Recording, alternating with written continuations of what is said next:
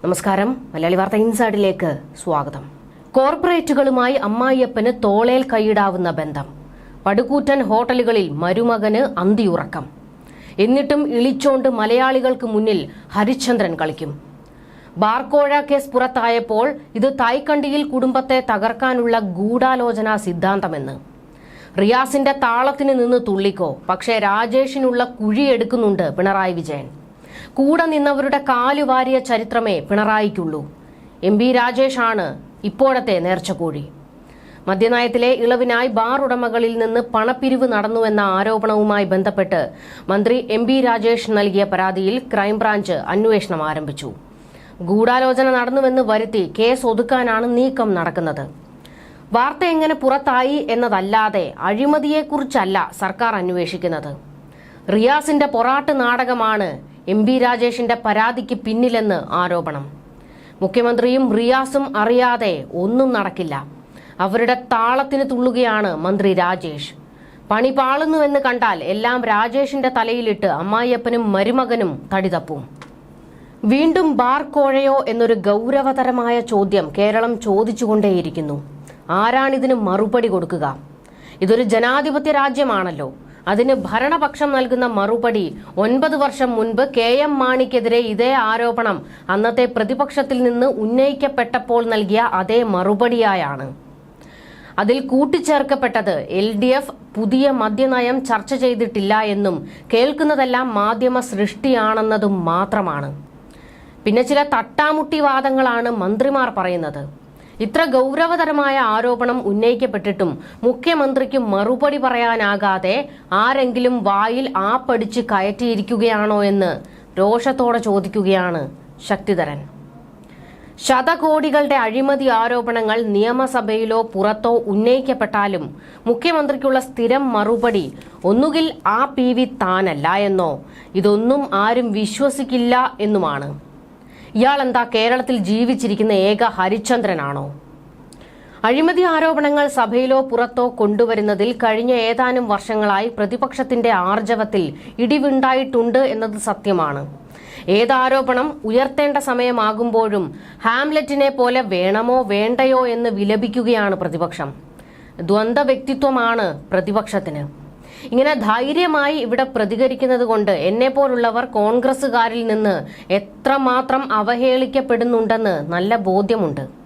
അവരുടെയൊന്നും നല്ല സർട്ടിഫിക്കറ്റ് എനിക്ക് വേണ്ട, എന്നെപ്പോലുള്ളവർക്ക് വേണ്ട. കോൺഗ്രസ് ജനങ്ങളുടെ വികാരം പ്രതിഫലിപ്പിക്കുന്നില്ല എന്ന് പറയുന്നത് അതിനെ ഇല്ലായ്മ ചെയ്യാനോ ഇടിച്ചു കാണിക്കാനോ അല്ല. ഇടതുപക്ഷം എന്ന് അവകാശപ്പെടുന്ന വ്യാജ ജന്മങ്ങളുമായി പുലർത്തി വരുന്ന അന്തർധാര കാണുന്നത് കൊണ്ടാണ്. പിണറായി വിജയനെ മാത്രമല്ല, അയാളുടെ മരുമകനോടുള്ള അന്തർധാര എവിടെ വരെ എത്തി നിൽക്കുന്നു എന്നത് കോൺഗ്രസിലെ ഉന്നതരായ ചിലർക്ക് അറിയാത്തതല്ല. എത്ര കൂറ്റൻ ഹോട്ടലുകളിലാണ് ഈ മരുമകൻ വിദേശത്ത് അന്തി ഉറങ്ങുന്നതെന്ന് ഏതെങ്കിലും കോൺഗ്രസ് നേതാവ് വെളിച്ചത്ത് കൊണ്ടുവന്നിട്ടുണ്ടോ? മുൻപ് UDF ഭരണകാലത്ത് PK കുഞ്ഞാലിക്കുട്ടി ദില്ലിയിലെത്തിയാൽ വൻതുക വാടക നൽകുന്ന പഞ്ചനക്ഷത്ര ഹോട്ടലുകളിലാണ് തങ്ങിയിരുന്നത്. കേരള ഹൗസിൽ പേരിന് മുറിയെടുത്തിടും. താമസം താജിലോ മെരിഡിയനിലോ ആവും. അതിന്റെ പിൻഗാമിയാണ് മുഖ്യമന്ത്രിയുടെ മരുമകനും. സൈദ്ധാന്തിക പ്രഭുവായ വിവാദ എക്സൈസ് മന്ത്രിയുടെ തനി നിറം പാർട്ടിക്കുള്ളിൽ പോലും അധികമാർക്കും അറിയില്ല. രണ്ടാം പിണറായി ഭരണത്തിന്റെ അപജയം മൊത്തം ജീർണിച്ചിരിക്കുകയാണ്. കെട്ടുപോയി സഖാക്കളെ, കെട്ടുപോയി. അടിമകൾ സിന്ദാബാദ് വിളിക്കുന്നു. നിങ്ങൾ കഠിനാധ്വാനം ചെയ്ത് പടുത്തുയർത്തിയ പ്രസ്ഥാനം ഈ ഫാസിസ്റ്റ് കീടങ്ങളുടെ മുൻപിൽ സ്വപ്നാടനത്തിലാണ്. AKG സെന്ററിന് മുന്നിൽ ഏറ്റവും ഉയരത്തിൽ ബലിഷ്ഠമായി നിൽക്കുന്ന അരിവാൾ ചുറ്റിക നക്ഷത്രം ആരാണ് നിർമ്മിച്ചതെന്ന് നിങ്ങൾക്കറിയാമോ? എറണാകുളത്തെ കപ്പൽശാലയിലെ തൊഴിലാളികളുടെ ശില്പമാണത്. നിർഭാഗ്യകരമെന്ന് പറയട്ടെ, പാർട്ടിയിൽ വിഭാഗീയത പടർന്നു പന്തലിച്ചപ്പോൾ ആ സഖാക്കൾ കൂട്ടത്തോടെ ഒഴുകിപ്പോയി. അവിടുത്തെ ഓരോ തൊഴിലാളിയുടെയും വിയർപ്പിന്റെ ഗന്ധമുണ്ടതിൽ. കൊച്ചിയിൽ അത് നിർമ്മിച്ച് തലസ്ഥാനത്തേക്ക് പ്രയാണം തുടങ്ങിയ നിമിഷം ആ കരുത്തന്മാരുടെ ചുണ്ടിൽ നിന്നുയർന്ന മുദ്രാവാക്യം എറണാകുളം നഗരത്തെ പ്രകമ്പനം കൊള്ളിച്ചിട്ടുണ്ട്.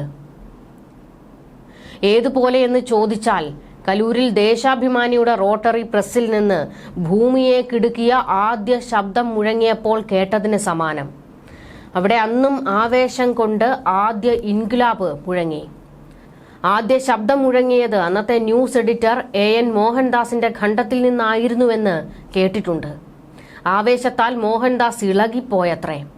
മരണം വരെ ആ മിടുമിടുക്കൻ ആ മഹായന്ത്രത്തിന്റെ ഭാഗമായിരുന്നു. ഒപ്പം പട്ടിണി സഹിച്ചു ആ കുടുംബവും. കണ്ണൂരിൽ റോഡ് പണിയിൽ ഏർപ്പെട്ടിരുന്ന കൂലിവേലക്കാരനായിരുന്നു മോഹൻദാസ്. അദ്ദേഹത്തെ പത്രാധിപരായി വളർത്തി ചെത്തി ചിന്തേരിട്ടത് P. ഗോവിന്ദപിള്ളയായിരുന്നു. അതായിരുന്നു അന്നത്തെ പ്രസ്ഥാനം. മന്ത്രിസ്ഥാനം കൈക്കലാക്കിയ 2 പേര് ചീഞ്ഞളിഞ്ഞ് ദുർഗന്ധം വമിക്കുന്ന ഘട്ടത്തിലെത്തിയതുകൊണ്ട് ഇത്രയും എഴുതിപ്പോയതാണ്. മറ്റൊരുത്തൻ മന്ത്രിയായപ്പോഴേ പാർട്ടിക്ക് വില പറഞ്ഞുകൊണ്ടിരിക്കുകയാണ്. അവനാണ് എക്സാലോജിക് എന്ന പേര് കൂടുതൽ പ്രഭാവത്തോടെ ചാർത്തണമെന്ന് ഇപ്പോൾ വാദിക്കുന്നവൻ. ഇതായിരുന്നു ശക്തിധരന്റെ കുറിപ്പ്. എന്തായാലും ബാർകോഴ പിണറായിയുടെ തലയ്ക്ക് മുകളിൽ വട്ടമിട്ട് പറക്കുകയാണ്. എന്തൊക്കെ ഗൂഢാലോചന സിദ്ധാന്തവും കൊണ്ടുവന്നാലും അതിൽ നിന്ന് തലയൂരാൻ ഇച്ചിരി പാടുപെടും. വലിയ വിവാദമാണ് പുറത്തു വന്നുകൊണ്ടിരിക്കുന്നത്. ന്യൂസ് ഡെസ്ക് മലയാളി വാർത്ത ഇൻസൈഡ്.